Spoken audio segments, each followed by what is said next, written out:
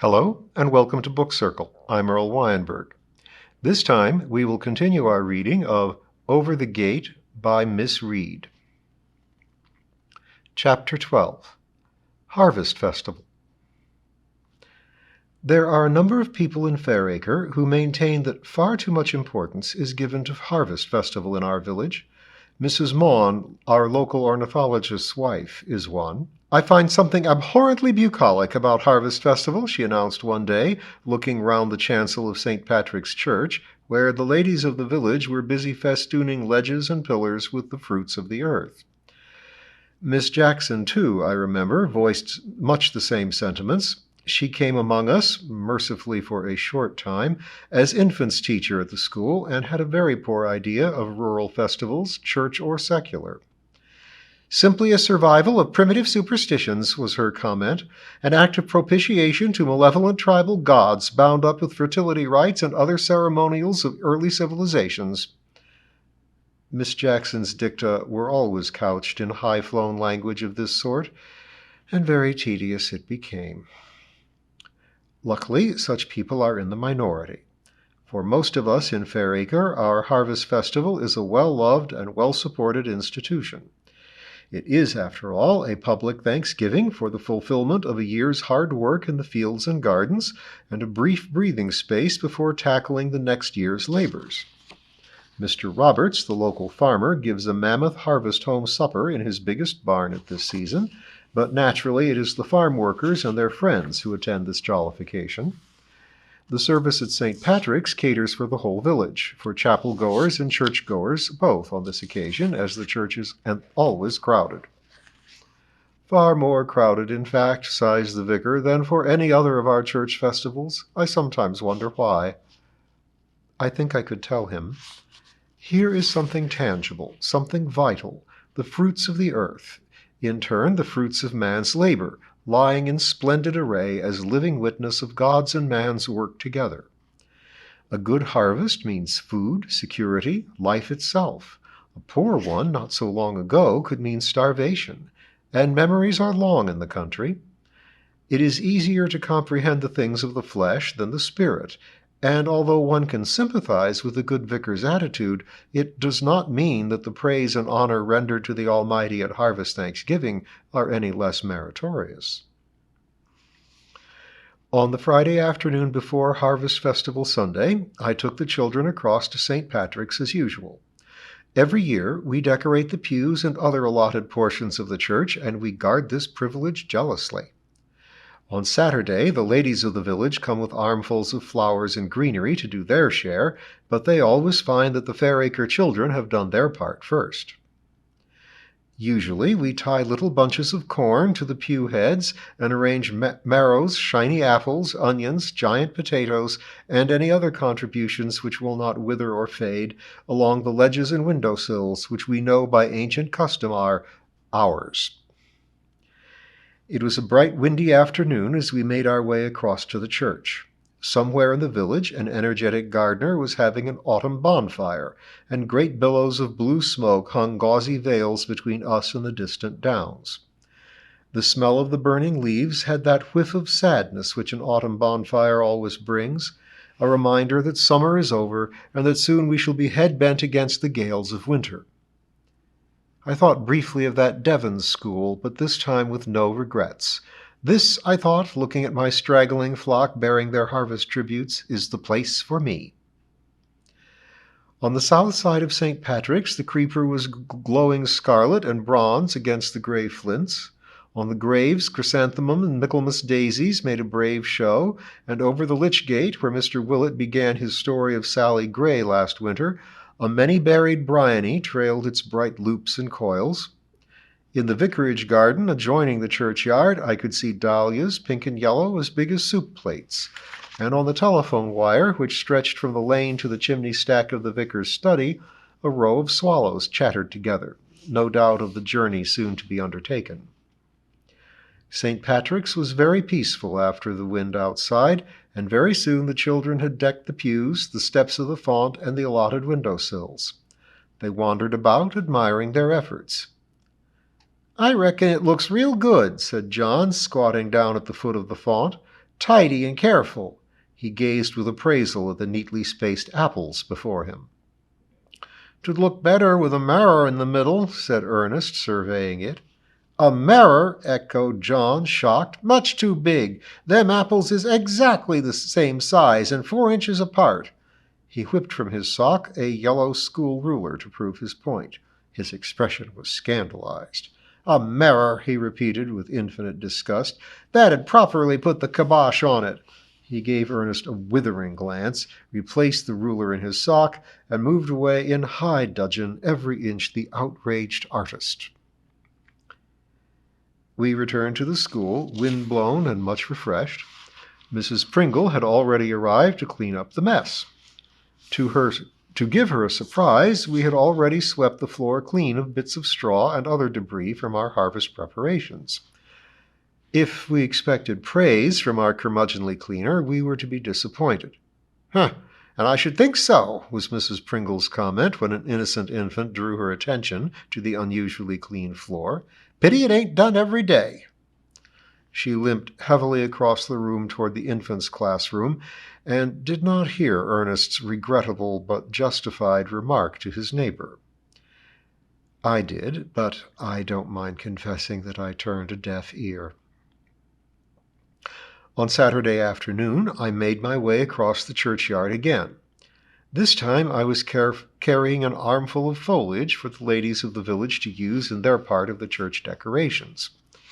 Luckily, I am not required to assist on this occasion. It is considered that I have done my share with the school children the day before, so that my visit is usually brief. Mrs. Partridge, the vicar's wife, and Mrs. Maughan were standing back surveying 2 large stone vases which flanked the altar. Doubt was written large upon both faces. "It isn't so much the form, dear, as the color," said Mrs. Partridge earnestly. "That mass of peony leaves near the base looks far too dominant to my mind." "Rubbish," retorted Mrs. Maughan, who obviously had put the peony leaves there. "It's just a good splash of color, repeated, if you notice, in the left-hand top of the set. Personally, I feel it is perfect for form. I'd just rather wonder if that stray of yellow goldenrod that you've added isn't the tiniest bit jarring." Mrs. Partridge looked hurt. She is one of the keenest members of the Caxley Floral Society and has won several diplomas for flower arrangements of a somewhat sparse and austere nature. A few spiky leaves and 1 or 2 tulip heads, balanced in 5 stones from the vicarage rookery, were much admired last year by those who know about such things. "Such economy of line," breathed the judge, making a little box of his fingers and peering at the arrangement through the gap. And Amy, who was present at that occasion, said that it well deserved first prize for inspired asymmetry. "She deserves first prize for keeping the thing upright," I said. "One good cross-draft and the lot would collapse." Amy informed me coldly that I lacked the right approach to flower arrangements and regretted my mundane outlook on beauty and higher things. I was unrepentant. Mrs. Partridge, on this occasion, rose to the defense of the goldenrod. "It is freely acknowledged," she told Mrs. Maughan, "by both Eastern and Western authorities on floral art, that a touch of yellow in any arrangement adds the vital spark of life and sunshine to the whole. It is closely connected with the fact that yellow is one of the primary colors, and the most dominant one at that." She advanced militantly upon the stone vase with yet another spray of the offending plant. Mrs. Maughan's mouth took on a grim line, and I deposited my armful thankfully on the chancel floor and fled outside. I get quite enough sparring with Mrs. Pringle from Monday to Friday. On Saturdays and Sundays I like a little peace. Mr. Willett was working in the churchyard. He was armed with a billhook and was taking vigorous swipes at the long grass which grew beneath the hawthorn hedge dividing the graveyard from the vicarage garden. He straightened up as I approached, resting one horny hand on the small of his back. "Not as young as I was," he said, puffing out his stained walrus mustache. "Bendin' double after 3 helpin's of my wife's treacle puddin' don't seem to be as easy as it used to." The sun was warm. It was a mellow September day, with the elm trees turning a pale gold against a pellucid blue sky. Mr. Willet's ruddy face was beaded with sweat. He had rolled up his shirt sleeves, and his muscular, hairy arms were smudged with grass stains and blotched with pink where the nettles had stung him. Nevertheless, he appeared unperturbed. He seated himself on the low, flat lid of a tomb, and I sat down beside him. It was comfortable and warm with the sunshine which had been pouring on it since daybreak. Among the moss and lichens which covered the stone was the inscription, Jno Jeremy, gent of this parish. Jonathan Jeremy, gentleman of this parish. I felt sure that he would have no objection to our presence. "Fred Hurst's grave's coming on a treat," said Mr. Willet approvingly. He had put the billhook flat on the stone beside him, and his two tired hands drooped between his knees. His eyes, however, were bright as they surveyed his domain. I followed his gaze. Certainly a fine, strong growth of green grass, neatly clipped, covered poor Fred's resting place. But it was the older grave beside it that caught my eye. "What's that on Sally Gray's mound?" I asked.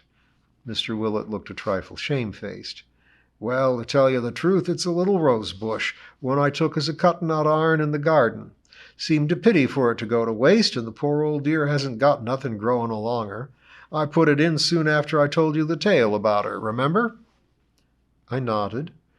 The tale of Fairacre's flying woman had certainly intrigued me. "Funny how we all likes a story," ruminated Mr. Willet, watching a red admiral butterfly settle on some Michaelmas daisies. "Don't matter if you really believes it or not, as far as I can see. I mean, half of you believes, let's say, but the other half doubts, and in the end it's the half that wants to believe in the story that wins." "What's put this in your mind?" I asked lazily. A pigeon cooed from a tree nearby, and the air was so soft that I found the two together particularly soporific. If Mr. Willet's sturdy bulk had not been beside me, I should have liked to have stretched out flat on Jonathan Jeremy's warm stone and had a gentle doze. "That business of Joe Coggs," answered Mr. Willet. "I bet he really knew that little chap under the pier was a midget, yet you see he sticks to it was the Lord of the Sea or some such." "It's difficult to know," I murmured. "When you're that age," continued Mr. Willet, "these 'ere fairy tale ideas get hold of you real strong, witches and that." He stopped suddenly, and there was a pause. I felt myself slipping from reality to the world of sleep. The pigeon's cooing sounded fainter and fainter. "We had one in Fairacre," said Mr. Willet's voice, startlingly close at hand. "A pigeon?" I asked, struggling to sit upright. Tutted Mr. Willet. "A pigeon? Who's talking about pigeons? What I said was we had a witch once in Fairacre. At least they said she was." "And when was this?" I asked, now fully awake. "When I was a nipper. Same age as young Joe, come to think of it. Proves what I was saying. You want to believe anything out of the ordinary when you're a kid. Take me, for instance." "Did you believe she was?" I queried, scenting a story. "Me? I was positive. And I went out to prove it once more." He took out a short-stemmed pipe from his trouser pocket and a small tin of tobacco. "May as well have one as I tell you the tale," said Mr. Willet with mischievous sidelong glance. "You ain't busy, I suppose?" "Never too busy for a story," I assured him, watching him fill his pipe. Within 2 minutes, with the fragrant blue smoke wreathing his head, Mr. Willet began. Mr. Willet was about 7 at the time, he told me. He and his brothers and sisters lived in a cottage on the way to Springbourne and walked daily to school at Fairacre. There were 4 children of school age and a baby of 2 at home. The 4 Willet children carried a rush basket with them containing a substantial midday meal. A large portion of it was bread and butter, but a finger of cheese apiece, a hard-boiled egg, or a slice or 2 of cold fat bacon added relish and nourishment, and old Mrs. Willet made sure that fruit in season and a mammoth bottle of buttermilk accompanied her little family daily. The schoolmaster at that time was Mr. Hope. He was a clever, rather sad fellow who wrote poetry, and occasionally read it, too, to his pupils. They were not, it seemed, particularly appreciative, and in fact looked upon their headmaster as a bit loopy. Tragedy touched the Hope family when their only daughter, much the same age as young Willet, died at the age of 12. After that, Mr. Hope found consolation in drink, and before long was asked to leave the district. But while young Willett was in his class, Mr. Hope taught well. He read many stories to them, chiefly the classic tales of adventure, the myths of Greece and Rome, some stirring passages from Scott or Henry, and so on. But now and again, conscious that the younger members of his class were finding it difficult to follow some of the excerpts chosen, he took down the fairy books of Andrew Lang and read them a tale of enchantment and fantasy. It was thus that young Willett, Bob to his family, became acquainted with the supernatural. He had heard of ogres and giants, of wizards and witches before, but now they became much more real to him. He entered, it seemed, into a knowledge of their ways, became conscious of their powers and of the infringement of such powers upon an ordinary mortal's life. He began to look at grown-ups with a slightly suspicious eye. Could it be that among them was a wizard or a witch? Circumstances combined to persuade him that there was such a one, and very near at hand. About a quarter of a mile from the Willets' cottage, the road to Springbourne dropped suddenly downhill into a hollow. The ground here was marshy, and trees and flowers, foreign to the surrounding downland, made it seem a strange, slightly eerie place. Here at the foot of the hill was a small ramshackle cottage known as Lucy's. Lucy had lived there for many years. At the time of the story, she was a bent old woman in her 80s, a fearsome sight with sparse gray locks and one formidable eye-tooth which had grown so long that Lucy had difficulty in accommodating it comfortably in her mouth. It protruded over her lower lip and gave the poor old crone a most sinister appearance. Fairacre was not at all sure about Lucy, and never had been. She and her husband, Seamus Kelly, had been brought from Ireland by Sir Francis Hurley, who lived at Springbourne Manor. The Kellys had been brought to his notice one day when he was visiting friends in Ireland. He had mentioned that he was in need of a coachman with a real understanding of horses, and Seamus Kelly was warmly recommended. The couple were duly installed in rooms above the coach-house at Springbourne, and gave great satisfaction until one sad day when Seamus was involved in an accident. He had taken the carriage and pair to Caxley Station to meet Sir Francis, who was returning from London, when one of the magnificent bays took fright as the train drew in and bolted. Seamus was thrown, the wheels passed over his back, and his spine was permanently damaged. Everyone agreed that Sir Francis behaved with the utmost generosity. All medical care was lavished upon the unfortunate man, and he spent many months in a convalescent home by the sea at his employer's expense. Finally, he was given a pension and a small cottage in the hollow for the rest of his days. Lucy, who had been a somewhat scatter-brained lady's maid, also had to retire from service to look after her crippled husband. Luckily, she was a strong woman, more than able to tend the garden and look after hens and 2 goats, as well as running the house and acting as nurse. Seamus's temper, always violent, grew worse as he grew older. Lucy gave as good as she got, her Irish tongue uttering the most blood-curdling oaths, which scandalized the Fairacre worthies, whose swearing was limited to a paucity of curses of Anglo-Saxon origin. Lucy, they agreed, was a wild one. To hear the way she went on made you wonder if she was right in the head. I mean, they said, we know she's Irish, but even so. One winter's day, when the mist from the hollow shrouded the little house, Seamus gave a great cry from his bed. Lucy, milking the goat in the nearby shed, set down her pail and ran in. There, his face tipped toward the smoky ceiling, lay her husband, his blue eyes wide open in death. After that dreadful day, Lucy had lived alone, and with only her pets for company. 3 cats had lived inside the cottage, and their numerous progeny had been dealt with by Seamus, keeping their numbers within bounds. Many a Fairacre cat had started life at Lucy's, and very fine specimens they were. Now, with Seamus gone, Lucy did nothing about the kittens, and the number grew to a score in no time. It was true that she still gave one away now and again to anyone in need of a cat, and gratefully received a basket of plums or a bowl of chitlins as might be given in return. But the fact remained there were far too many cats in the house. Lucy did not seem to worry. She did not seem to worry about anything after Seamus's death. It was as though, with her sparring partner gone, she lacked the will to live. She neglected the house and her person, and Fairacre tongues wagged even more feverishly about Lucy's feckless ways. A dirty old saucepan on the kitchen table, as large as life, and her eating out of it with a wooden spoon. It's the truth, my dear. I saw it with my own eyes.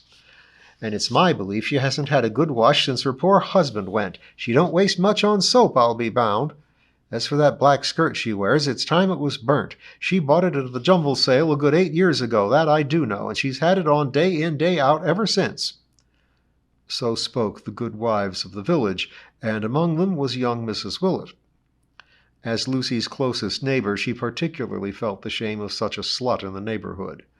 Newly married, with a cottage as spruce as endless scrubbing and polishing could make it, Mrs. Willett was already spoken of as a paragon of cleanliness.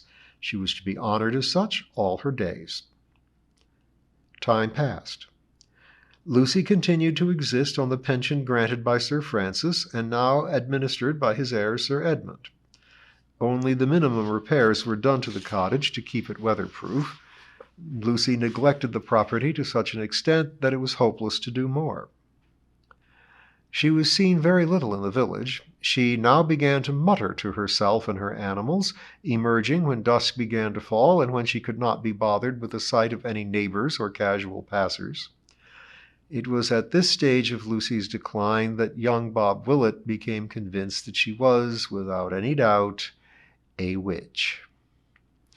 He said as much to his older brother Sidney as they walked home from school one summer's day.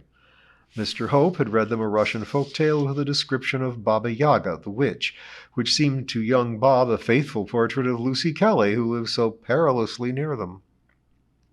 Perhaps he half hoped for decisive denial from his brother. If so, he was disappointed. "Might be," was Sidney's perfunctory comment. At that moment he was engaged in switching the heads from a bed of stinging nettles, and was clearly too engrossed to give the matter of Lucy Kelly much attention. Bob did not press the point, but it seemed to him that Sid, too, considered it a possibility. It was alarming, to say the least. In the days and nights that followed, Bob listened with growing terror to any conversation about their elderly neighbor. He did not like to speak of his fears to Sid, but he did mention it, as casually as he could manage, to another boy of his own age. Ted Pickett, Bob was relieved to find, took his remarks quite seriously. "She might be," said Ted slowly.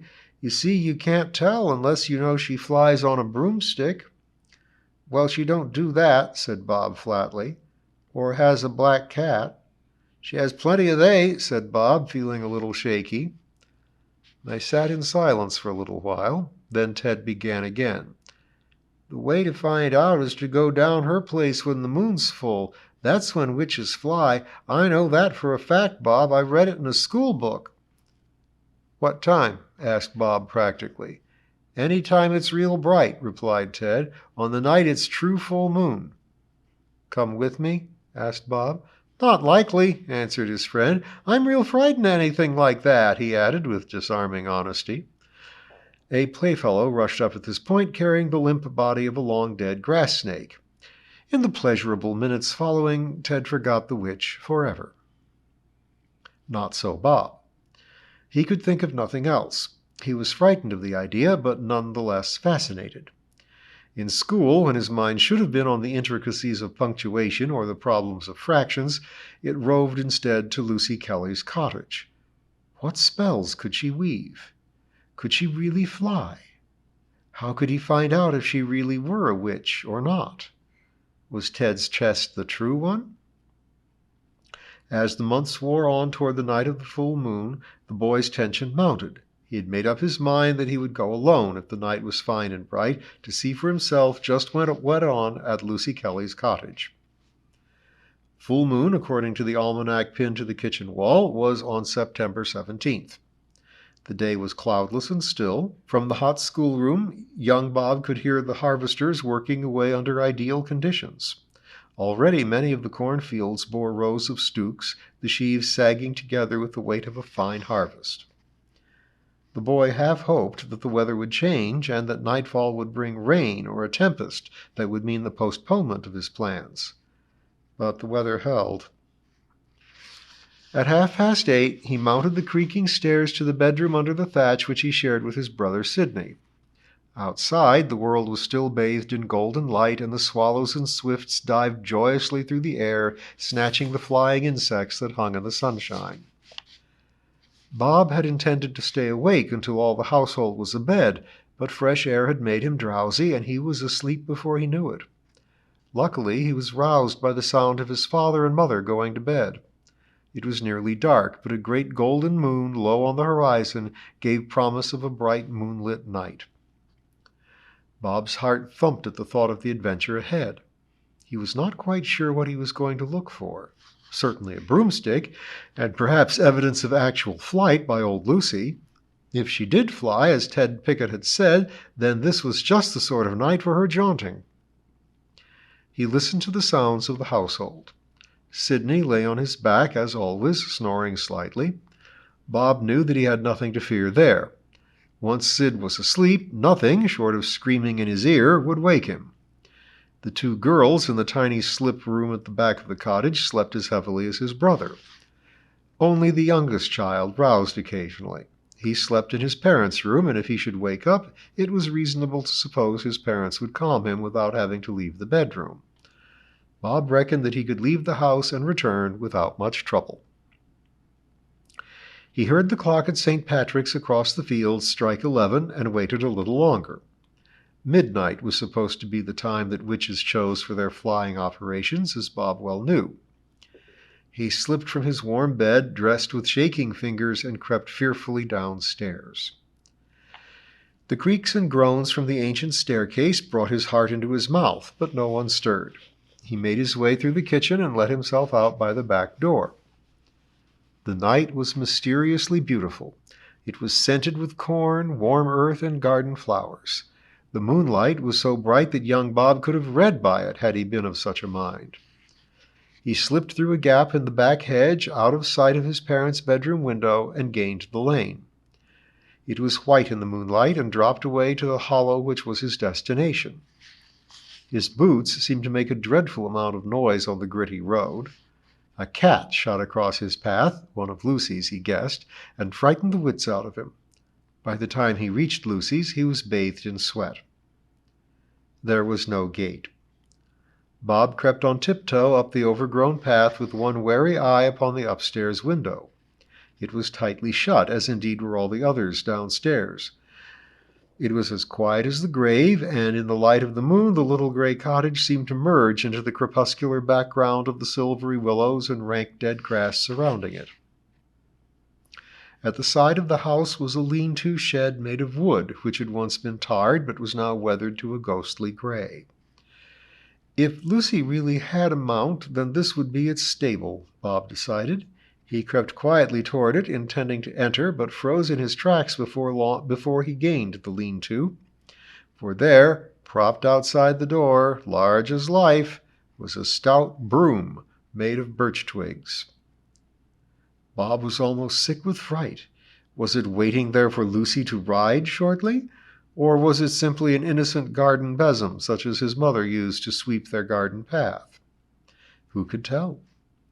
He decided to creep right round the cottage, listening for any movement of Lucy's within.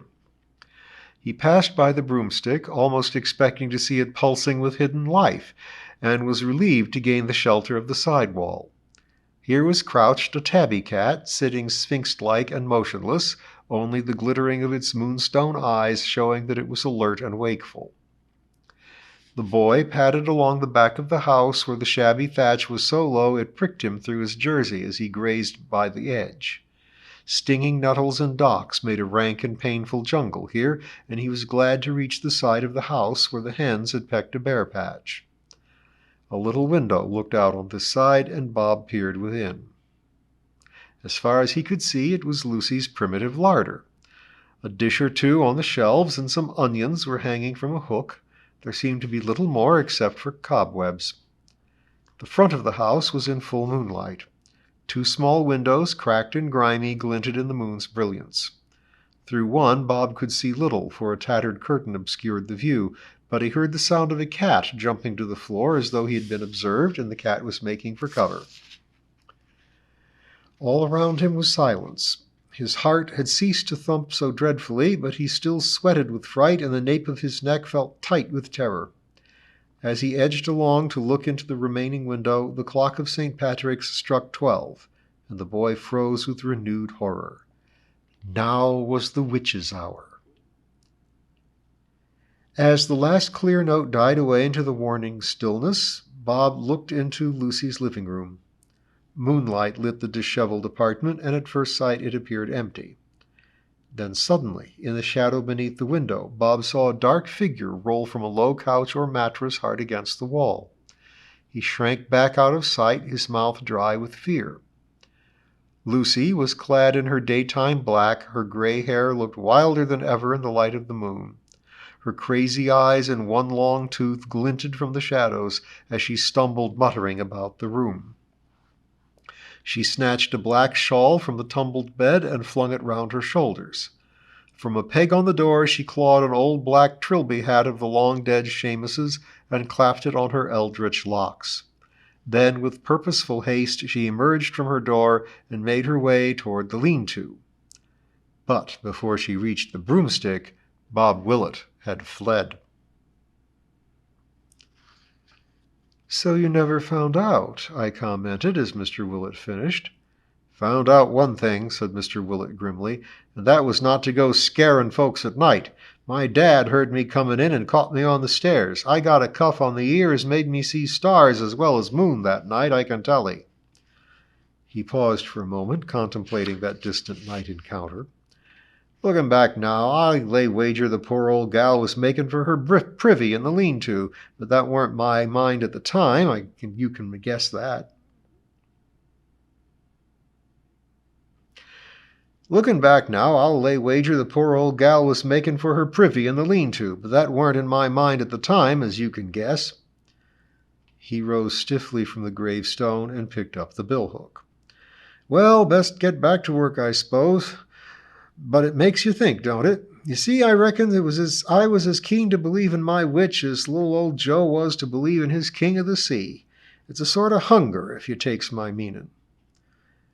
"More things in heaven and earth, Horatio," I quoted. Mr. Willet looked a little startled. "I wouldn't know about Horatio," said Mr. Willet reasonably. "I'm only telling you my opinion." And he resumed his onslaught on the long grass. The next day Amy came to tea. She was elegant in a new brown and white dog-tooth check suit which I much admired. "You could have bought it for yourself," said Amy. "It's been in the window of Baker's in Caxley High Street for over a week." "I haven't been to Caxley for 3 weeks," I said, "nor anywhere else, come to think of it." Amy pursed her lips impatiently. "Are you ever going to get yourself out of this rut?" she demanded. "You were excessively naughty about that Devon job, and all because you didn't want poor Lucy Colgate to come here." "Poor Lucy Colgate," I pointed out with some warmth, "weighs over 11 stone, and the last person on this earth needing anyone's pity. Great, smug, insensitive lump of self-congratulation that she is." Now, warned Amy, "you see what I mean? You are getting positively warped living alone here. A massive neurosis, coveting my suit and now picking on poor Lucy to bits. Let's have some tea," I said. "It might sweeten me." She followed me into the kitchen and watched me stack a tray. "My cousin tells me," she said, "that there is an excellent post going at a comprehensive school in her town. I think she said there are 4,000 pupils and 2 swimming pools." "Good luck to them," I said, "but I prefer 36 pupils and 2 buckets of drinking water. And who knows, I may live long enough in Fairacre to see water laid into the school. No, Amy, I won't be drawn." Later we walked across to our harvest festival. It was a perfect evening of mellow September sunshine. Through the west window the golden sun lit the nave and burnished the sheaves of corn and all our offerings of fruit and flour. Mrs. Pratt was bumbling happily at the organ, improvising a voluntary until such time as the vicar and choir entered. As this was an important festal day in Fairacre, and the church was suitably crammed, there would be a procession from the west door down the nave. Suddenly there was a scuffling noise behind us, the west doors were thrown open, and the sunlight streamed in. Bathed in its golden light, the choir and the vicar slowly made their way eastward while we scrambled to our feet. "Come, ye thankful people, come, raise the song of harvest home," we sang fortissimo. Mrs. Pringle, foremost among the contraltos, swayed past me, lowing powerfully. Mr. Willett was not far behind, holding his own among the basses. Ahead, several of my pupils, unnaturally clean and holy, raised their voices in song. It was good, I thought suddenly, to be taking part in something which had been happening in this church for many years, without fail, as an act of thanksgiving for the harvest which surrounded this ancient building on every side. Just so did Sally Gray, Fred Hurst, poor Job the Fairacre ghost, Mrs. Next Door, and a host of others who now lay so quietly outside these walls, rejoice together as we did for mercies received. I looked about me. Amy, friend of many years, stood by my side. In front of me I could see Elsie Blundell and her husband. 2 pews ahead were Mr. Arnott from Beech Green and his wife Isabel, with Malcolm, my godchild, and dear Miss Clare. My eye roamed to the chancel, where the choir was now in place and singing lustily. Mr. Willett's honest face was red with his exertions, and I remembered with affection the story of his midnight adventure. How right he was, I thought. We do all need a story, as he said. There is a hunger in us which needs to be assuaged. With what avidity I have listened to my neighbors' accounts of tales of long ago, and with what unfailing curiosity I observe the happenings of today. Here around me are all the folk of Fairacre, both the quick and the dead. The story of the village goes back a long, long time, and it still goes on. Every hour that we live, the story unfolds, now tragic, now comical, but always and everlastingly absorbing. Can you wonder that we are never dull in Fairacre? The end.